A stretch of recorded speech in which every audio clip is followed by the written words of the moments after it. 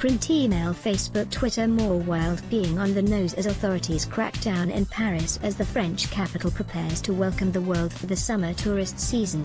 City officials are redoubling their efforts to cope with a long-standing inconvenience common to many metropolises: people urinating in public. The issue is taking on more importance as Paris ramps up to host the Summer Olympic Games in 2024, a process that kicks off with a showy Journée Olympique on June 23.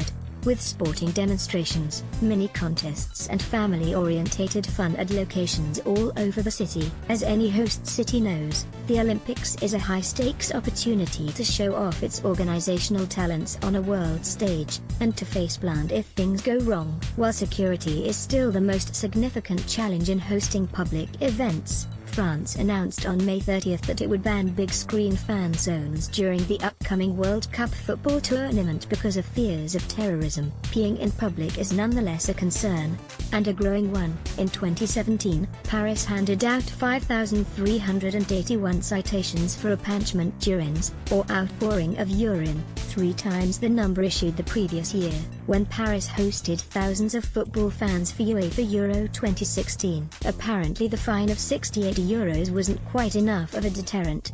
"I really had to go," one offender, identified as Eric, told the newspaper Le Parisien. "When I saw the wording of the ticket, I felt like laughing, but I was also a little ashamed."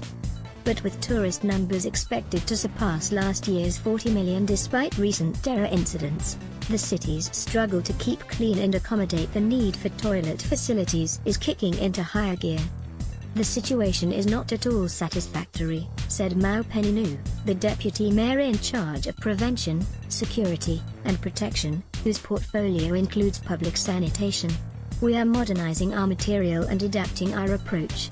Enter the Saint-Nazaire or Superlouvre mayor's office announced on May 28 that Paris was deploying 3,200 agents, up from 1,000 2 years ago, to police acts of public incivility, including urination, round the clock. Paris is also supporting several pilot programs in high-volume areas around the city to attack the problem from more technological angles.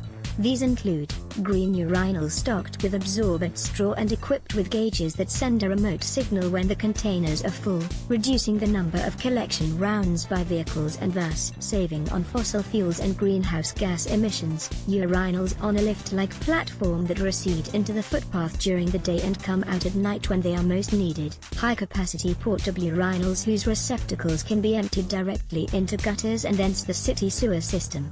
An earlier project called for covering exterior walls in vulnerable areas with high-tech paint that deflects urine streams back onto the shoes and trouser legs of the urinator. The paint worked but, at €3,000 per square meter, was deemed too costly to use widely.